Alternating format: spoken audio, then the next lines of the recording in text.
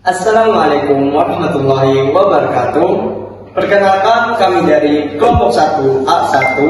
Di sini kami ingin menyampaikan presentasi kami dengan judul Kesalahan Bunyi Bahasa pada kanal YouTube Curhat Bang Denny Sumargo.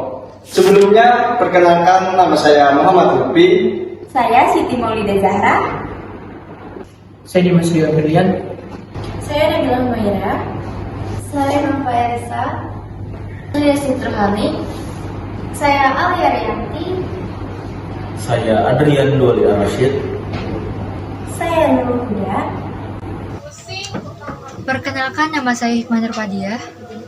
Selamat menyaksikan. Baik, langsung saja kita ke pembahasan yang pertama, yaitu latar belakang. Dalam kehidupan sosial, bahasa menjadi alat utama untuk kita berkomunikasi. Namun, di era digital saat ini, bahasa tidak hanya digunakan untuk berkomunikasi secara langsung, tetapi bisa melalui media sosial, seperti YouTube contohnya. YouTube adalah ruang untuk menyampaikan pesan secara lisan. Seperti penelitian yang kami lakukan pada kanal YouTube Curhat Bang Denny Sumargo. Di sana kami banyak menemukan kesalahan bunyi bahasa seperti penambahan, pengurangan, dan perubahan fonem. Lalu, mengapa penelitian ini penting? Penelitian ini penting untuk meningkatkan kesadaran dalam bahasa, terutama di media publik. Baik, selanjutnya yaitu rumusan masalah dan tujuan penelitian. Dari latar belakang yang telah disebutkan sebelumnya, maka rumusan masalah dari penelitian kami yaitu yang pertama, bagaimana kesalahan bunyi vokal pada kanal YouTube Curhat Bang Denny Sumargo. Lalu yang kedua, bagaimana kesalahan bunyi konsonan pada kanal YouTube Curhat Bang Denny Sumargo. Lalu yang ketiga atau yang terakhir yaitu bagaimana kesalahan bunyi diftong pada kanal YouTube Curhat Bang Denny Sumargo. Selanjutnya yaitu tujuan penelitian. Tujuan penelitian kami yang pertama yaitu mengidentifikasi kesalahan bunyi vokal pada kanal YouTube Curhat Bang Denny Sumargo. Lalu yang kedua, mengidentifikasi kesalahan bunyi konsonan pada kanal YouTube Curhat Bang Denny Sumargo. Lalu yang ketiga atau yang terakhir yaitu mengidentifikasi kesalahan bunyi diftong pada kanal YouTube Curhat Bang Denny Sumargo. Di sini saya akan memberikan manfaat penelitian kami. Manfaat penelitian kami ada 6, yaitu pertama, penelitian kami dapat memberikan manfaat dalam mengetahui bagaimana kesalahan bunyi fonetik dalam kanal YouTube Curhat Bang oleh Denny Sumargo. Yang kedua, penelitian kami dapat memberikan manfaat bagaimana perbaikan kesalahan bunyi fonetik dalam kanal YouTube Curhat Bang oleh Denny Sumargo. Yang ketiga, penelitian kami dapat menambah wawasan kesalahan dan perbaikan bunyi fonetik dalam kanal YouTube Curhat Bang oleh Denny Sumargo. Keempat, penelitian kami diharapkan dapat memberikan peningkatan kualitas dengan memahami kesalahan fonetik yang umumnya sering terjadi. Yang kelima, penelitian kami dapat mengurangi kesalahan bunyi fonetik di dalam kanal YouTube Curhat Bang oleh Denny Sumargo. Keenam, yang terakhir, penelitian kami dapat memberikan kontribusi positif terhadap penggunaan bahasa Indonesia yang baik dan benar. Baik, selanjutnya adalah kajian pustaka. Dalam kajian pustaka akan menjelaskan konsep bunyi bahasa, fonetik, dan fonologi. Fonetik sendiri terbagi menjadi fonetik artikulatoris, auditoris, dan akustik. Penelitian kami lebih berfokus pada fonetik artikulatoris, yaitu bagaimana bunyi dihasilkan oleh alat ucap. Kami juga mengkaji teori vokal, konsonan, dan diktong menurut ahli seperti Kayat dan Ramlan. Semua teori ini menjadi dasar dalam menganalisis kesalahan yang kami temukan. Baik, selanjutnya adalah metode penelitian. Metode penelitian yang kami gunakan dalam penelitian ini adalah deskriptif kualitatif. Dasar diambil dari video podcast Denny Sumargo yang berjudul Makin Panas, Korban Sirkus Bawa Bukti Penyiksaan atau Prasmanan Sang di Mana dengan durasi 1 jam 5 menit. Peneliti bertindak sebagai instrumen utama dibantu dengan alat seperti catatan, gawai, dan laptop. Teknik analisis yang digunakan adalah analisis konten dengan menyimak, mencatat, dan mengklasifikasikan bunyi. Kami berfokus pada kesalahan vokal, konsonan, dan diftong. Selanjutnya, hasil penelitian kesalahan bunyi vokal. Dalam penelitian yang telah kami lakukan, kami mendapatkan 30 kesalahan pada bunyi vokal.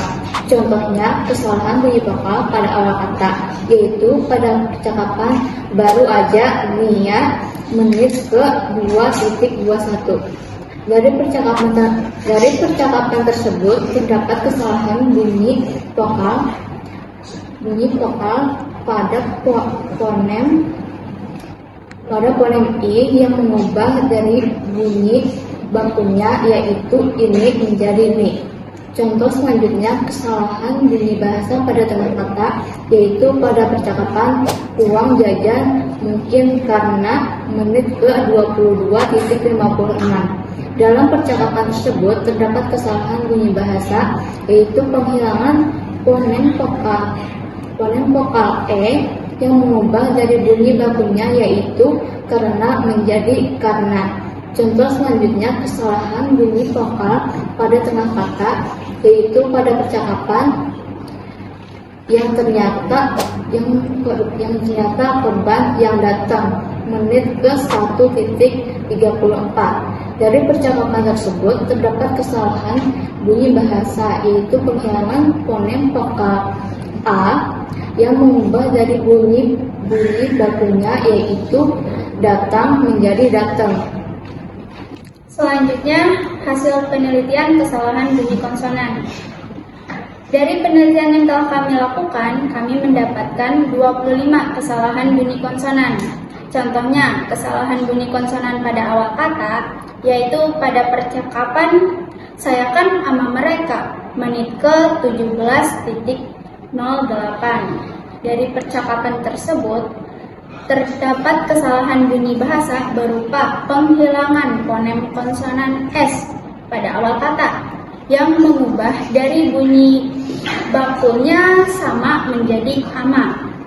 Contoh yang kedua, kesalahan bunyi konsonan pada tengah kata, yaitu pada percakapan yang aku dah lihat menit ke 1.38.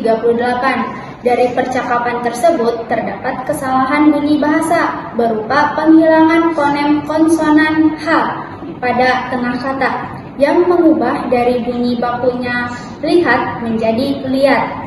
Contoh yang ketiga, kesalahan bunyi konsonan pada akhir kata, yaitu pada percakapan saya disuruh tidur menit ke 41.20.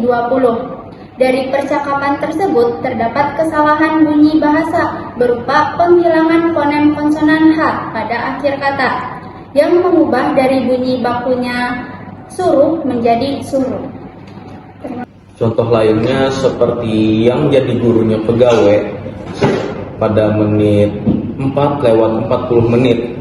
Pada percakapan ini terdapat kesalahan bunyi bahasa berupa perubahan fonem diftong AI yang merubah dari bahasa bakunya pegawai menjadi pegawai.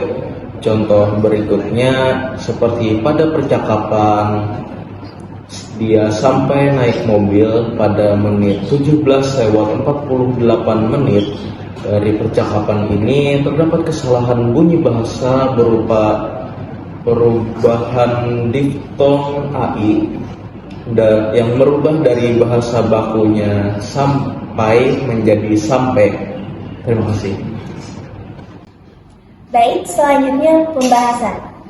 Berdasarkan hasil yang telah kami temukan, bentuk kesalahan bunyi bahasa dapat diklasifikasikan menjadi 3, yaitu penghilangan, penambahan, dan perubahan fonem. Penghilangan fonem sering terjadi pada fonem S. Contoh katanya yaitu sama yang diucapkan menjadi amat, atau pada kata saja yang biasa diucapkan menjadi aja. Kesalahan ini menunjukkan adanya kecenderungan penyederhanaan lafal dalam percakapan santai. Kemudian, penambahan fonem, yaitu pada contoh kata cuma yang diucapkan menjadi cuman. Lalu ada perubahan fonem, yaitu pada contoh kata baik diucapkan menjadi baik, atau pada contoh kata kabur yang diucapkan menjadi kabur, yaitu menggunakan O bulat. Ini terjadi akibat pengaruh dialek atau kebiasaan tutur penutur. Diptong pun kerap disederhanakan. Contoh kata kalau yang diucapkan menjadi kalau. Ini mencerminkan bahasa lisan dalam situasi informal. Dalam teori fonetik artikulatoris, hal ini wajar dalam percakapan spontan. Selanjutnya saya akan menyampaikan kesimpulan dan saran. Berdasarkan hasil penelitian terhadap kanal YouTube Curhat Bang Denny Sumargo, kami menemukan berbagai bentuk kesalahan bunyi bahasa atau fonetik, khususnya pada pelafalan vokal, konsonan, dan diptong. Kesalahan ini meliputi penghilangan, penambahan, dan perubahan fonem. Misalkan, kata ini diucapkan menjadi ni, sudah menjadi udah, dan kalau menjadi kalau. Kesalahan fonetik seperti ini sering disebabkan oleh kebiasaan berbicara, dialek daerah, serta gaya komunikasi informal dalam situasi yang spontan dan ekspresif seperti di konten podcast. Penelitian ini juga menunjukkan bahwa kesadaran terhadap pelafalan yang benar masih menjadi tantangan dalam komunikasi digital, terutama pada ruang publik seperti YouTube. Namun, penelitian ini juga memiliki keterbatasan karena hanya meneliti satu episode podcast dan hanya fokus pada bahasa Indonesia. Kedepannya, kami menyarankan agar penelitian yang serupa juga mencakup lebih dari satu episode, serta mempertimbangkan campur kode atau penggunaan bahasa asing yang juga sering muncul dalam komunikasi digital.